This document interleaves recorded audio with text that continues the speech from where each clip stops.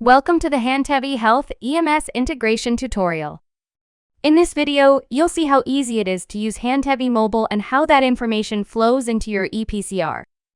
Let's walk through a scenario: a 6-month-old pediatric patient experiencing an allergic reaction. We begin by selecting the appropriate protocol allergic reaction.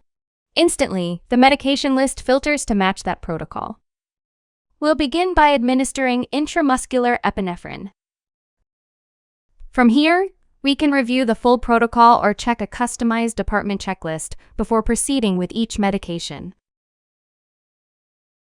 As we continue administering department-approved medications, you can adjust the route directly from the treatment details screen quickly and easily. Now, if the child goes into cardiac arrest, we tap Start CPR.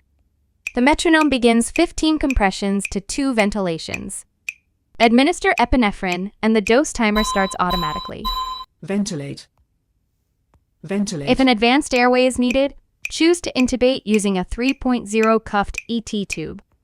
Then switch to continuous mode for 1 breath every 6 seconds. For a shockable rhythm, select defibrillation. Ventilate. The correct dose is instantly displayed and you can record a shock. Once resuscitation ends, stop Ventilate. CPR and document the outcome. Now let's move to documentation. Before submitting the chart, review all recorded interventions and make any final adjustments as needed.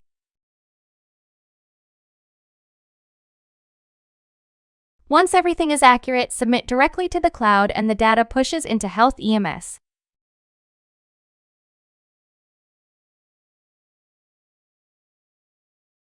On screen, tap the Handtevy icon.